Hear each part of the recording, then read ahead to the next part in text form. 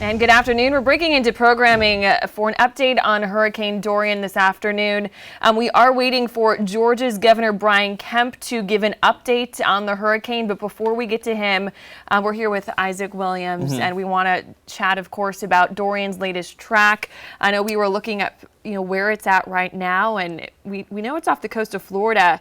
We saw this update about a Jacksonville lifeguard actually pulling a woman out of the ocean this afternoon. This change just came in within the last half an hour. So that just, again, shows you how dangerous this is. Get out of those areas. You know what? Yes, if you are under a mandatory evacuation, just leave. It's better to play it safe than sorry, because even though Florida didn't get a direct landfall, we're still seeing instances like the one you just read that, people are still, being impacted by this. And this storm is probably 90 miles offshore, and the worst of the weather is actually going to miss Florida. And as we get closer to the South Carolina coast tonight and tomorrow, our impacts actually could be more significant than what Florida ended up seeing so far with the system. I know that's changed in the last few days, and that just again shows you how these storms can change without, you think one track is happening and then the next minute it's somewhere else. Absolutely. And you know what? Thankfully, in the last probably 2 days or so, we've seen the track generally stay the same.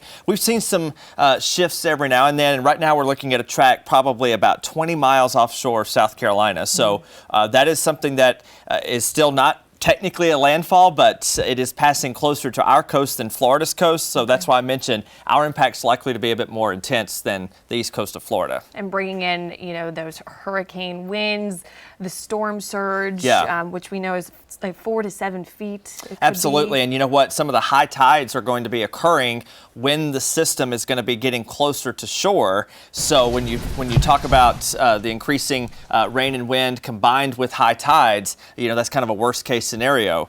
So hopefully it takes the track closer, or I should say farther away from the coast, but we certainly can't guarantee that. No, we can't. But we know that our team is keeping an eye on this very closely. Yeah.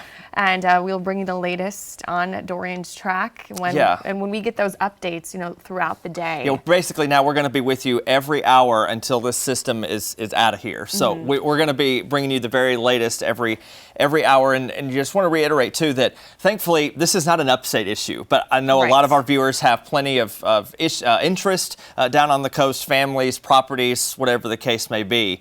So, of course, interest very high with this. And, unfortunately, it's what is today? The 4th. So we're 7 days away from the peak of hurricane season. So, what? It's not that uncommon, of course, but, we'd like to just all of them stay out to sea. We've been very fortunate so far this year.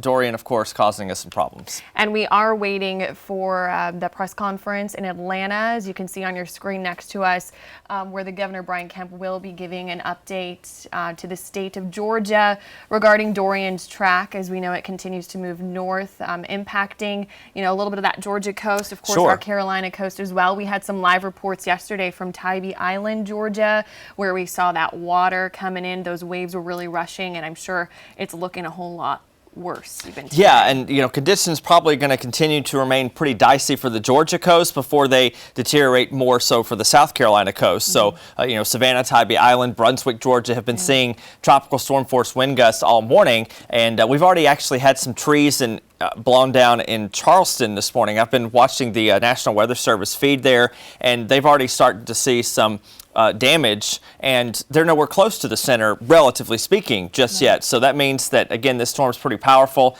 and looks like maybe some more action coming in here soon. Maybe we'll hear from the governor shortly. Yeah, it looks like he's coming up, and let's listen into Georgia Governor Brian Kemp. All right, well, good afternoon, everyone. I just wanted to take a quick minute and introduce Acting FEMA Administrator Pete Gaynor.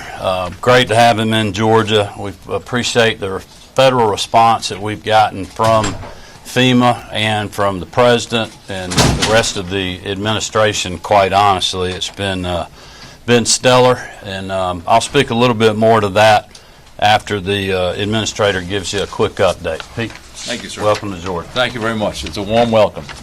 Thanks to the governor's team for the great work to get Georgia ready for whatever Hurricane Dorian brings. I know it's been a slow mover. I think at FEMA we're counting day 12 and still have some days in front of us.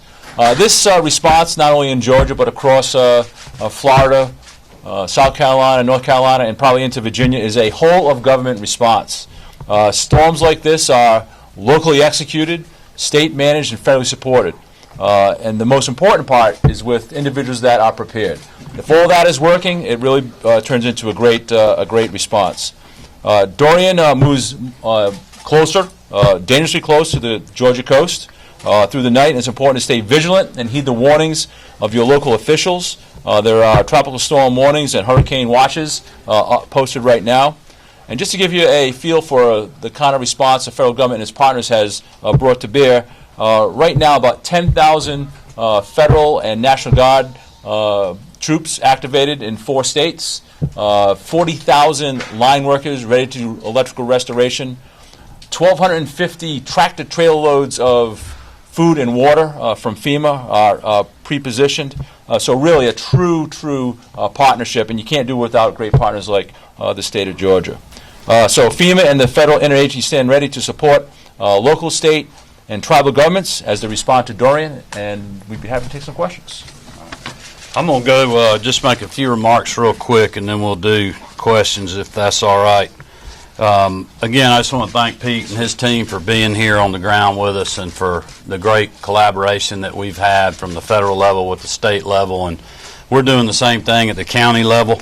I wanted to go over real quickly who we got with us today. Obviously, the First Lady, Marty Kemp. We have Lieutenant Governor Jeff Duncan, Attorney General Chris Carr, our Agriculture Commissioner Gary Black, GEMA Director Homer Bryson, our State Meteorologist Will Langston, Commissioner Mark Williams, Department of Natural Resources, Georgia Department of Transportation Commissioner Russell McMurray, Georgia Department of Defense Adjunct General Tom Carden, Insurance and Fire Safety Commissioner General John King, and Department of Public Safety Commissioner Colonel Mark McDonough. In addition to all the GEMA officials deployed along the coast to provide assistance, we also have regional field reps from the governor's office on the ground as well.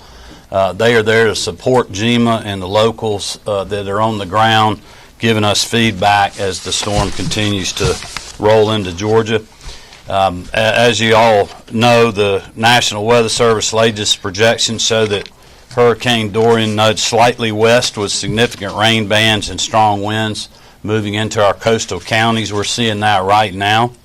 Bryan, Camden, Chatham, Glenn, Liberty, and McIntosh counties remained under a tropical storm warning as well as a storm surge warning.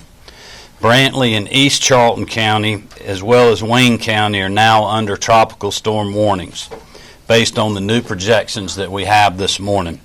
We are getting reports of downed trees already in Glenn and Wayne County, which obviously that can be dangerous if you're still in your home with a tree falling on your home, knocking down power lines. So we urge citizens to be on the lookout or be cognizant of that. Serious concerns remain that we will see damaging and life-threatening surf with a coastal surge of 3 to 5 feet. We expect a high tide between now and 3 p.m., which could significantly worsen flooding. We expect another high tide shortly after midnight, where again we can see a strengthened storm surge and more flooding depending on where the storm is at that point. These tides are prime opportunities not only for flooding but serious ground level flooding, which we will continue to monitor early into Thursday morning. Wanted to speak a little bit about traffic. Based on current traffic flow, right about noon, the Georgia Department of Transportation, in conjunction with the Department of Public Safety and the State Patrol, reversed contraflow on I-16 in line with the executive order that I signed just a few hours ago, or a short time ago. This reversal will allow emergency management officials to prepare for transport of critical life-sustaining resources. To be clear, 6 coastal counties east of I-95 remain under mandatory evacuation orders. If you have not gotten out, if you have time, you should do so now. Evacuees will not be allowed to return home until the storm has passed and local officials authorize their return. We have found that this local control is the quickest way to get folks back to their home, and we will be doing that as soon as possible. Very early this morning, I issued another executive order expanding the state of emergency declaration to 9 additional counties because of the tropical storm issues that we have. Currently, we now have 21 counties that are under the state of the emergency, and we have those if anyone needs them. I've also authorized the Georgia Department of Defense Adjutant General Tom Cardin to activate up to 2,000 National Guardsmen should GEMA request their assistance.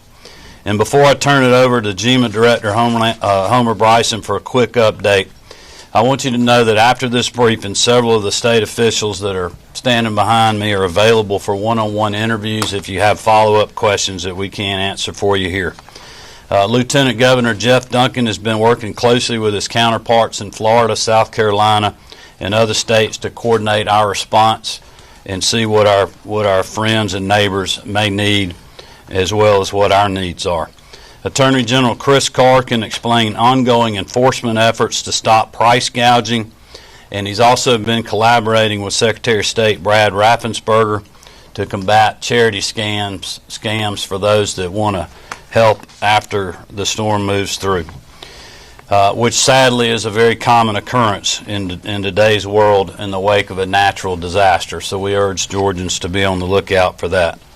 Agriculture Commissioner Gary Black has been working tirelessly to ensure adequate fuel supplies in the coastal region, also dealing with animal safety, and certainly he will be dealing with food safety issues post-storm depending on the power issues down on the coast. As you've heard in other briefings, Insurance and Fire Safety Commissioner John King has been working with his team to establish claim villages to help Georgians file with their insurance company after the storm. And Colonel McDonough, State Patrol, can provide information on deployment of Georgia State Patrol to protect the public, offer direct assistance, and certainly help in coordination with first responders and local law enforcement needs.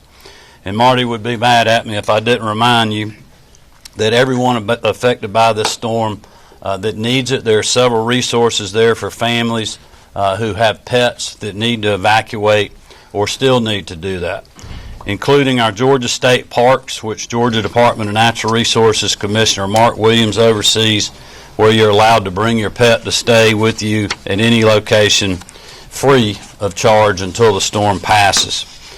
Commissioner Mark Williams and Director Chuck Williams of the Georgia Forestry Commission have chainsaw strike teams that are staged in affected areas or very close to them already. They'll be ready to move as soon as it's safe for them to do so. And also they'll be helping with supply delivery. I think that gives you everything that I have. I'm going to turn it over to Director Bryson to give you a few remarks, and then he'll bring up Will Langston, and we'll hear from a few others. Thank you. All right, and we just heard from the Georgia Governor Brian Kemp giving us the latest update on Dorian as it continues to move north towards Georgia's coast as well as the Carolina coast. He was saying how there are about 1,250 tractor-trailer loads of food and water from FEMA on standby, so we know the state is prepared. Again, they're facing about 3 to 5 feet of storm surge along that Georgia coast, where there are 6 coastal counties under mandatory evacuation orders.